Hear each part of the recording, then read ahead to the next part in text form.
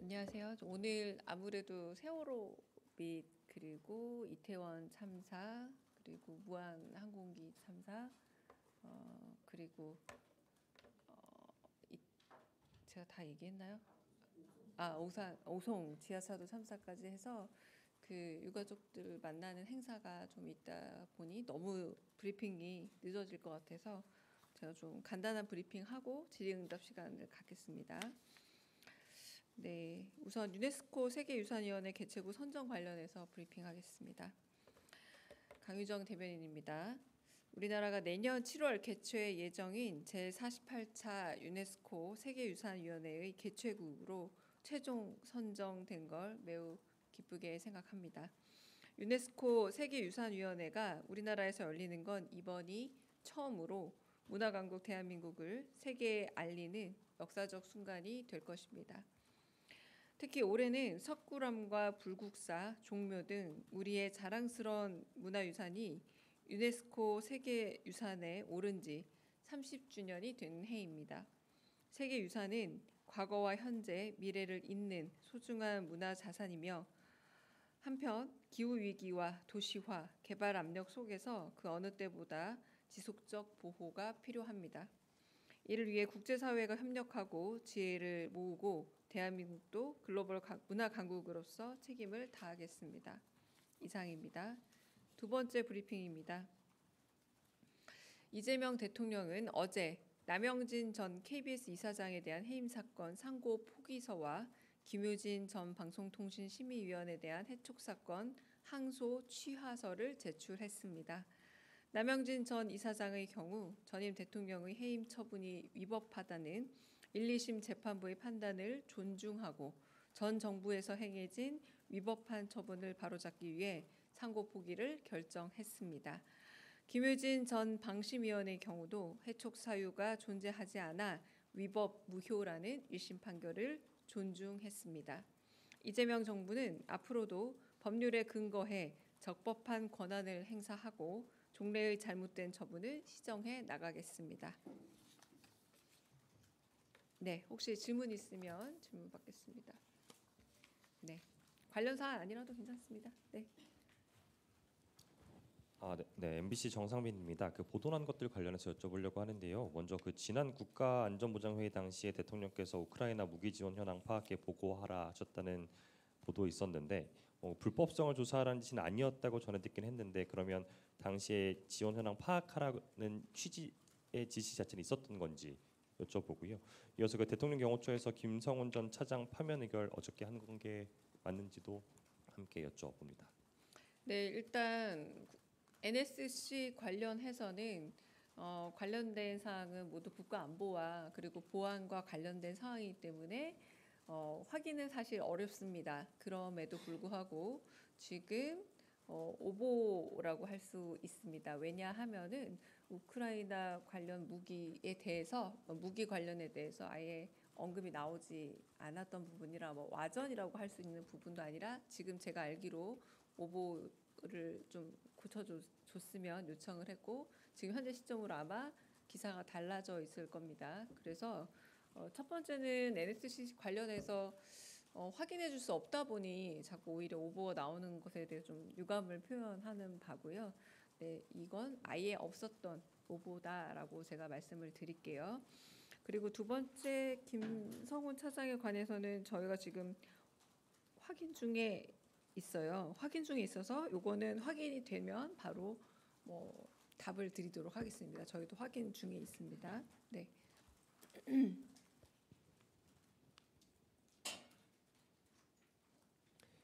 예, 안녕하세요. 매일경제의 성수원입니다. 한미 통상협상 관련해서 좀 여쭤보고 싶은데요. 이제 미국 쪽에서 우리 정부에 일본처럼 제조업 협력 강화 펀드 좀 조성을 요청을 했다. 이제 여안구 본부장이랑 베센트 장관이랑 관련된 뭐 협의가 있었다는 식으로 보도가 나왔는데 관련해서 좀 대통령실이 뭐 보고받은 거 있거나 뭐 사전 협의가 이루어진 게 있는지 말씀해 주시면 감사하겠습니다. 네, 통상 협상 과정은 국익을 최우선으로 해서 진행되는 과정이기 때문에 상당히 변수도 많고 민감도도 높습니다. 그래서 그 부분에 대해서는 자세한 답을 좀 드리기 어렵고요.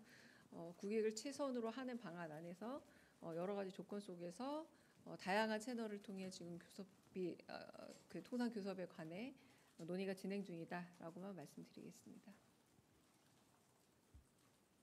네, 여기. 네. 채널의 이상훈 기자님. 네. 네, 안녕하세요. 채널A 이상원입니다. 네. 오늘 강선우 여가부 장관 후보자 관련해서도 오늘도 여권에서는 필요한 부분은 더 설득해야 한다는 발언도 나왔고, 또 이진숙 교육부 장관 후보자도 오늘 보도에 따르면 직장 내 괴롭힘 의혹이 계속 나오고 있는 상황입니다. 또 보도에 따르면 야권을 넘어서 좀 범여권에서도 사퇴론까지 좀 제기가 되고 있는데요. 이 상황에 대해서 현재 대통령실은 어떻게 판단하시고 혹시 이것이 좀 낙마 사유가 된다고 보시는지도 여쭙고 싶습니다. 네, 대통령실은 인사청문회 과정을 지켜보고 판단하겠다라는 입장에서 달라진 부분은 없습니다. 네. 네, 저 한국일보 오태경 기자입니다. 그렇다면 지금 뭐 야권이나 뭐 여러 단체에서 비판하는 그런 장관 후보자들의 의혹이나 뭐 이런 것들은 대통령실에서 그 후보자를 지명하기 전에 사전에 조금 인지를 하고 있었던 부분인지, 이제 노동청에 진정하는 문제라든가 이런 것들은 사전에 충분히 스크리닝 단계에서 인지가 됐을 것 같은데, 알고도 이제 지명을 한 건지 아니면 대통령실에서도 보도나 아니면 국회를 통해서 파악이 된 건지 여쭤보고 싶습니다. 네, 그 부분 포함해서 저희가 다 검토를 지금 하고 있는 상태고요. 확실히 뭐 사전 인지에 대한 부분을 여쭤보신 것 같은데 그 부분은 제가 좀 더 확인해 보도록 하겠습니다. 네. 네, 저 TV조선의 최민식인데요. 저도 그 인사청문 관련해서 여쭤보고 싶은 게 있는데, 인청 TF가 어떤 그 장관들의 자질에 대한 뭐 검토를 하는 회의체는 아니라고 들었는데, 그렇다면 지금 대통령실의 인사청문회를 어떤 방식으로 검토하고 있는지 궁금합니다. 인사청문회 관련한 TF 말씀하시는 거죠?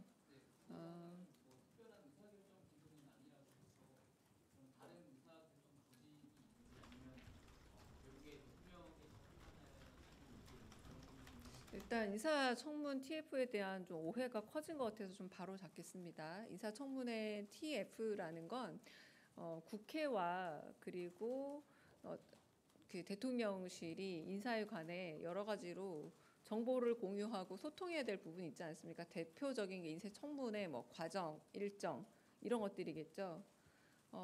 제가 알기로 한 번인가 모인 걸로 알고 있습니다. 이 말은 뭐냐? 인사청문회가 있기 전에 소통 창구 역할로 만들어서 어떤 역할을 해야 되느냐 잠깐 얘기를 했지만, 실질적인 일은 정무수석실에서 정무수석과 그리고 정무수석실의 비서관 계시죠.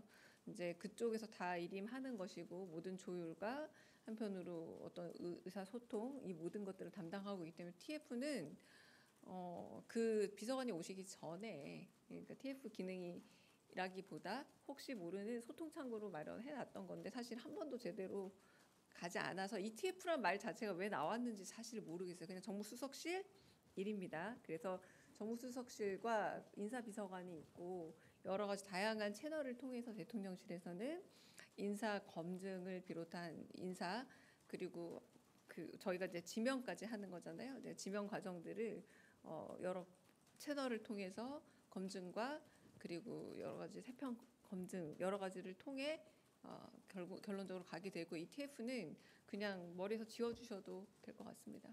네.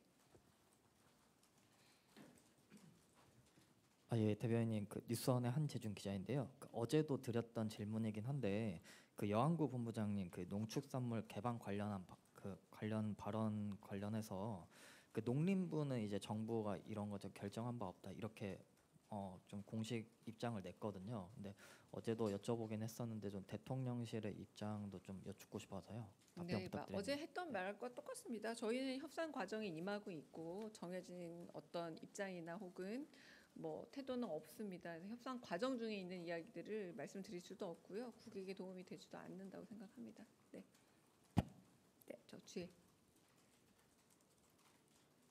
여기 먼저 듣고 허지원 기자한테 들을게요. 네, 네, 네. 한겨레 신영철입니다. 네. 오늘 아침 보도 보면 정책실이랑 안보실 사이에 관세 관련해서 대책반 마련해서 운영하고 있다 이런 이야기도 있었고, 그 위성락 실장 한 번 더 방미할 수 있다 이런 내용이 있었는데, 이 관련해서 진행되고 있는 게 있는지 궁금합니다. 뭐 그것도 아까 TF랑 비슷한 얘기인데요. 당연히 관세 협상과 관련해서 뭔가 이야기를 하려면 정책과 안보가 매일 뭐 혹은 다수의 회의를 거치면서 얘기하는 게 특별한 일이 아니라 매우 통상적인 대통령실의 업무 범위 안에 있다라고 말씀을 드리겠고, 그런 관점에서 안보실장께서 미국을 간다 안 간다 확정된 게 아니라 충분히 갈 수 있다, 어떤 상황이 있을 때 이 정도의 여지로 보시면 될 것 같습니다. 네, 그러니까 통상 업무 안에서 일어나는 일이지 특별히 또 특별한 일은 아니다, 이 정도로 받아들여 주시면 될 것 같습니다. 질문도 네, 허주영 기자님. 네. 네, 인천 관련해서는 그러면은 지금 나오는 의혹이랑 해명을 주의 깊게 본다고는 하셨는데, 결론을 내는 시점이 그럼 이번 주 모든 장관 후보자 인청이 끝나고 나서 내신다는 건가요? 그 시점에 대해서 좀 궁금합니다. 네, 시점도 사실은 고려 사항인 거죠. 그래서 그 부분에 대해서도 고려가 있을 겁니다. 그러니까 거기에 대해서 아직 뭐 시점 뭐 이런 것들도 결정된 바는 아직 없고, 지켜보고 지금 상황들을 주의 깊게 보고 있습니다. 네. 죄송합니다. 저 제일 뒤에 먼저 받을게요. 네.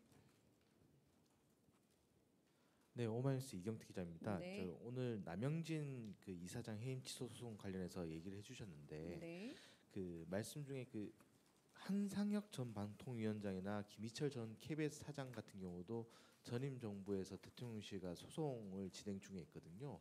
이 부분에 대해서는 판단이 아직 나오지 않은 건가요?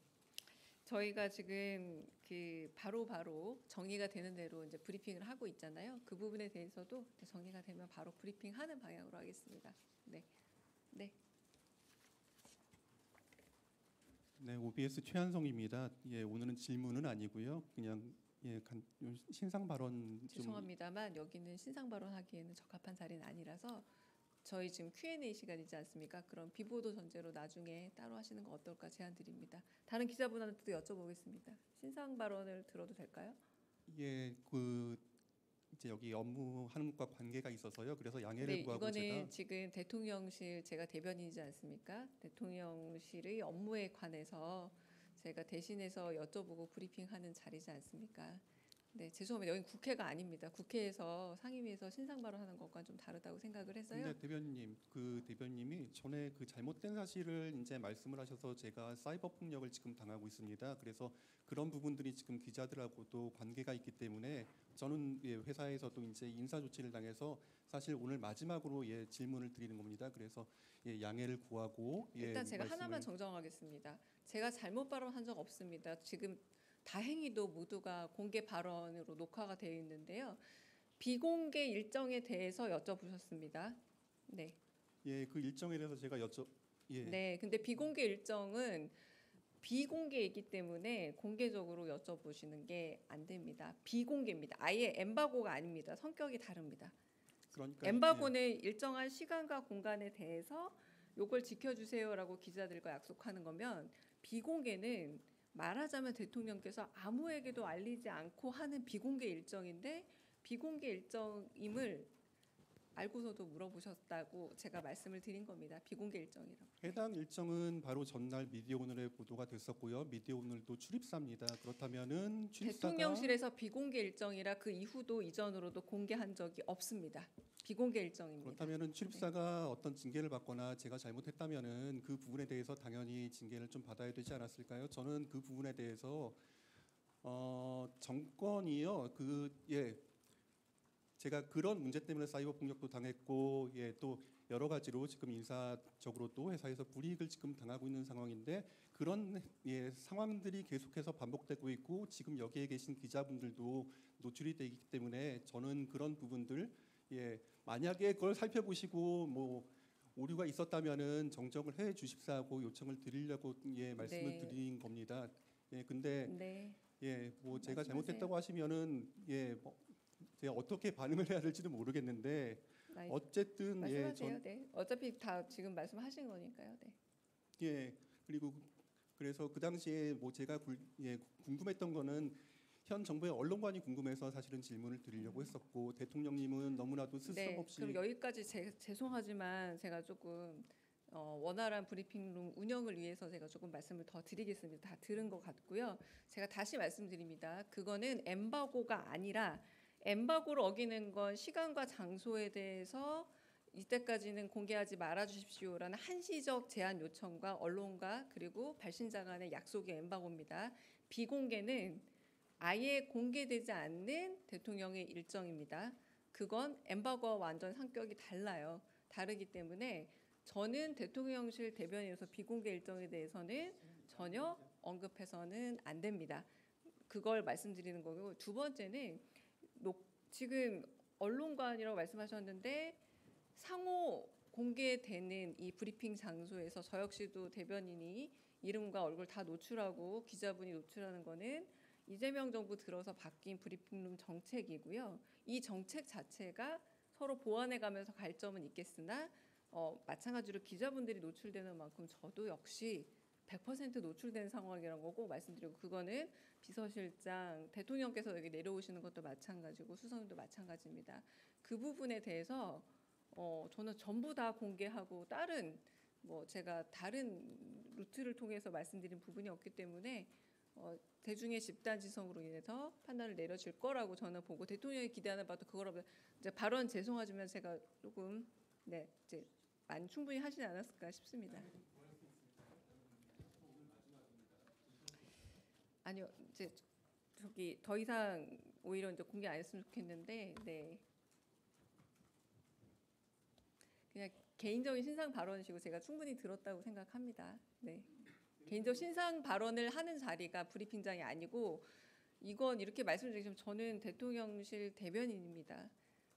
충분히 저는 들었다고 생각을 합니다. 그 과정에서 많은 피해가 발생했기 때문에 저는 말씀을 드리는 거고요.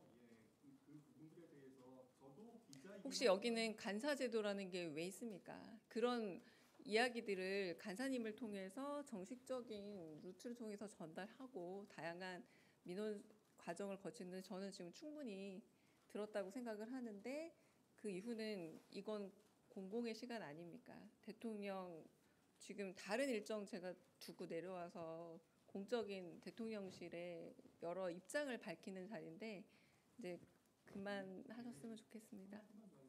좀 그만하셨으면 좋겠습니다. 그래서 지금 정말 많은 시간을, 지금 여기 계신 기자 어떤 기자님보다 많은 시간을 제가 드리고 있습니다. 그리고 매번 그랬습니다. 언제나 질문 기회를 안 드린 적 없었습니다. 오늘도 마찬가지지만 Q&A 시간입니다.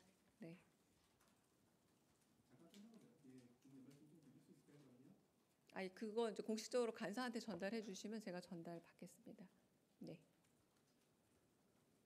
혹시 다른 질문 있으실까요? 없으면 여기서 마치겠습니다.